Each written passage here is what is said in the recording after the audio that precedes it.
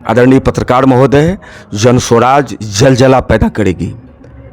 जो जमीनी हकीकत है, आप देखते होंगे, आप बीजेपी की बात करते हैं, उससे बड़ा डपोर संखी अफवाह पैदा करने वाला दूसरा कोई नहीं मिलेगा। 2029 का महिला आरक्षण विधेयक 2024 में पास कराया गया है, वो लागू होगा 2029 में। आप गौर कीजिए, परिसीमन आयोग बैठेगी 29 में, तब वो लागू होगा। आप देख रहे हैं स्टार न्यूज़ मधुबनी। मैं मोहम्मद अजहर हुसैन। इस वक्त हमारी मौजूदगी राजनगर में है।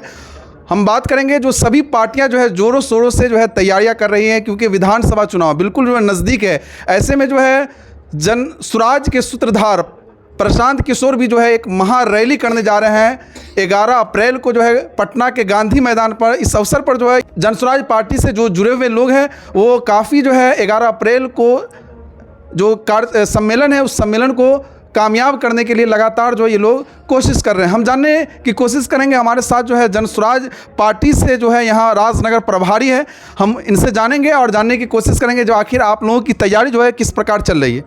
सबसे पहले हमारे चैनल में स्वागत। आपको भी बहुत बहुत धन्यवाद जन स्वराज पार्टी राजनगर की तरफ से।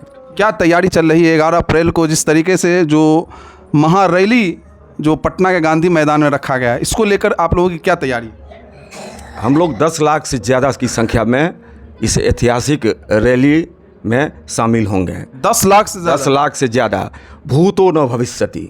आज तक के इतिहास में इतने संख्या में किसी भी राजनीतिक दल का रैली नहीं जो संभव हुआ, वो साकार करेंगे हम लोग और वहीं से बिगुल फूकेंगे।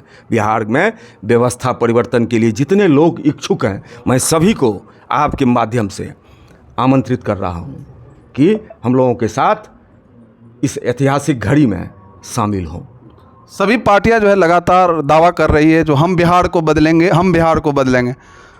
तो जन स्वराज का क्या अगला कदम है? जन स्वराज किस तरीके से जो है अपनी बातें जो है जनता के पास रख रही है? आदरणीय पत्रकार महोदय, जन स्वराज जलजला पैदा करेगी। जो ज़मीनी हकीकत है, चूँकि हम लोग जब 2001 से अभी तक जनता के बीच में हैं, आप देखिएगा व्याप्त भ्रष्टाचार, शैक्षणिक अराजकता। अभी जियो टैग हुआ है प्रधानमंत्री आवास के लिए। 2016 में जब हम लोग मुखिया थे, उस समय में जब जियो टैग हम लोग कराए थे, उस समय में 1 रुपया नहीं लगता था किसी को, पारदर्शिता था। आज के डेट में घर घर से वसूली हो रहा है, ज़मीन सर्वे नीचे चला गया है और आम जनता त्राहिमाम कर रही है। उसमें जो वसूली होता था ज़मीन सर्वे के नाम पर, जो ठगी होता था, कौन घर इससे वंचित है? हम लोग ज़मीन से जुड़ा हुआ जो मामला है, जो सीधा इफेक्ट करता है, उसी को उठाएंगे और जन जन तक पहुंचाएंगे और वोट के लिए इस तथाकथित पार्टी तरस जाएगी। इतना हमें विश्वास है कि आने वाला 2025 का इलेक्शन चुनाव निश्चित तौर पर परिवर्तन का बिगुल फूकेगा गांधी मैदान के इस ऐतिहासिक घड़ी से। यानी इस बार परिवर्तन होगा, जन स्वराज आएगी निश्चित तौर पर। कहीं से विकल्प भी दूसरे पार्टी के लिए नहीं हम लोग छोड़ेंगे। आपको जानकारी हो कि जन स्वराज एक नया स्वरूप में आया है और वैसे लोग, आपको एक कैलकुलेशन करके आपको हम बता रहे हैं, जो हमारे प्रशांत जी हमेशा बोलते रहते हैं, 60% ऐसे लोग हैं जो बीजेपी को वोट नहीं करते। उदाहरण के तौर पर गांधीवादी, अंबेडकरवादी, समाजवादी, कम्युनिस्ट नहीं करते। और यदि 80% हिंदू हैं तो उसमें मात्र 40% ही बीजेपी को वोट करती है, एनडीए को, और 40% दूसरे तरफ है। तो 60% में हम लोग हैं, 40% में वो हैं। हमको 60 को समेटना है। हम लोगों का एक ही एजेंडा है। ऐसे विचारधारा के लोग जो आरएसएस का विरोध करते हों, जो राष्ट्रहित की बात करते हों, जो समता मूलक समाज की बात करते हों, और जो हकीकत है, आपको जानकारी है कि देश में और प्रदेश में हम अभी नीचे हैं, सबसे नीचे। बिहार में 40 साल का जो हम लोगों का अनुभव है, हम लोग 84 में मैट्रिक पिए और 86 से हम लोग सामाजिक काम में जुड़ गए हैं। तो हम लोग ज़मीनी हकीकत को पहचानते हैं। क्या कहना चाहेंगे जो राजद जो है लगातार जो है जन स्वराज पर हमलावर है और कहते हैं जो ये बीजेपी का एजेंट, बीजेपी के को जिताने के लिए बिहार में ये पार्टी आई है? देखिए, तथाकथित दल हम बोल दिए आपको, तथाकथित गठबंधन भी आप बोल रहे हैं। ये दोनों एक हिंदू पोलराइजेशन और एक मुस्लिम पोलराइजेशन की बात करता है, और हम लोग बिहार में व्यवस्था परिवर्तन के साथ सत्ता परिवर्तन की बात कर रहे हैं, जिसमें समतामूलक समाज। आप देखते होंगे कि 70% से 80% लोगों के पास रहने के लिए ज़मीन नहीं है, जोतने के लिए ज़मीन नहीं है।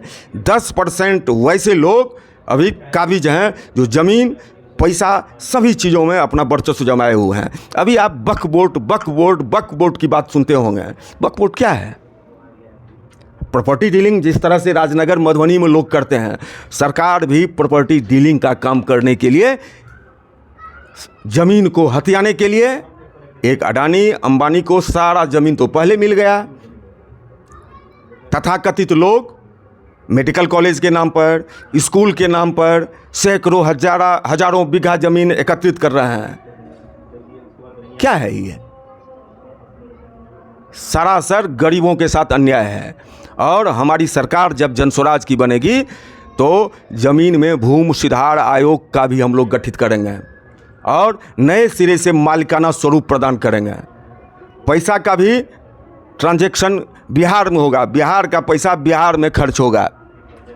आप देखते होंगे कि बैंक में जो हम लोग पैसा जमा करते हैं उसका 30 से 40% पैसा दूसरे राज्य में चला जाता है। उसी को CD रेशियो बोला जाता है। जब वो पैसा हम अपने स्तर से खर्च करेंगे तो पैसा बिहार में खर्च होगा, और बिहार में जब खर्च होगा तो पैसा का सर्कुलेशन होगा, सभी के हाथों में पैसा रहेगा। और 5 चीज़ हम लोग करेंगे। बीजेपी जो है नारी सशक्तिकरण की बात करती है, चाहे केंद्र सरकार हो, और बिहार के नीतीश कुमार ये महिला सशक्तिकरण की बात करते हैं। उसके बाद जो है जनस्वराज पार्टी जिस तरीके से आई है बिहार में, वो महिलाओं को कितने सीटों पर जो है टिकट देने जा रही है? महिला सशक्तिकरण के नाम पर फर्जीवाड़ा कर रहे हैं। 2001 में मैं मुखिया था, 2006 में मेरी पत्नी बनी। नीतीश कुमार के सौजन्य से बिहार में आरक्षण लागू हुआ, महिला आरक्षण।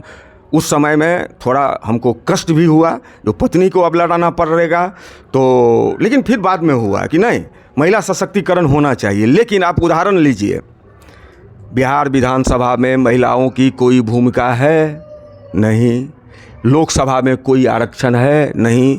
आप देखते होंगे, आप बीजेपी की बात करते हैं, उससे बड़ा डपोर संखी अफवाह पैदा करने वाला दूसरा कोई नहीं मिलेगा। 2029 का महिला आरक्षण विधेयक 2024 में पास कराया गया है, वो लागू होगा 2029 में।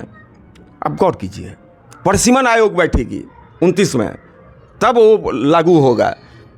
हम लोग अपने दल के अंदर महिला सशक्तिकरण के नाम पर 40, हमारे अभी मैडम, हमारे गार्जियन सविता चौधरी जी ने कहा है कि 40 उम्मीदवार हम लोग खड़ा करेंगे, और अगला 2029 या 30 में जो विधानसभा का इलेक्शन होगा तो उसमें हम लोग 70 से 80 महिलाओं को टिकट देंगे। परिचय दे देंगे क्या? मेरा नाम सुजन कांत ठाकुर। तो हम बात कर रहे थे सुजन कांत ठाकुर, जो राजनगर के विधानसभा प्रभारी बनाए गए हैं जनस्वराज पार्टी से। और 11 अप्रैल को जो गांधी मैदान में जो महारैली होने जा रहा है, इस महारैली को लेकर जो लाखों लाख लोग जो है वहाँ जो शिरकत करेंगे, और राजनगर विधानसभा से भी जो है बहुत सारे लोग जो है यहाँ से निकल रहे हैं। आप लोग क्या सोचते हैं? अपनी प्रतिक्रिया जरूर दें। बाकी अपडेट के लिए आप बने रहिए, आप देखते रहिए स्टार न्यूज़।